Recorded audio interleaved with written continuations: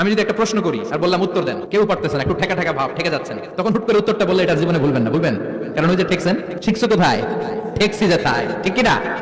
বিশ্বনবী প্রশ্ন করতেন, বিশ্বনবী সাহাবাদের মাঝখানে ওয়াজ করতেছেন আর বলতেছেন, ইন্না মিনাশ শাজারি শাজারা লা ইয়াসকুতু ওয়ারাকুহা মাসালুহু কামাসালিল মুসলিম। বললেন আমাদের এই ভূখণ্ডে এমন একটা গাছ আছে, যেই গাছের পাতা ঝরে না। এই গাছের দৃষ্টান্ত মুমিনের দৃষ্টান্তের মতো। বলো তো গাছটা কি? কে জানো? কেউ কথা কয় না। কি গাছ? কি গাছ? কেউ কথা কয় না। কেউ বলতে পারে না। কেউ বলে শাজারাতুল বাওয়াদি, ওই ক্যাকটাস গাছ, পাহাড়ি গাছ, ওই গাছ, সেই গাছ। কেউ বলতে পারে না। বিশ্বনবী বললেন, কেউ পারো নাই?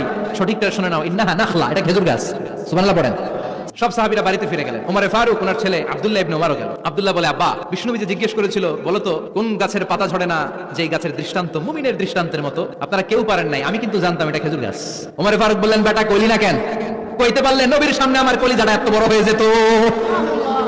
আমার কলিজার টুকরা ছেলে পেড়েছে, কেউ পারে নাই। আব্দুল্লাহ বলে, বাপ চাচা আপনারা কেউ পারেন না, আমি কই কেমনে?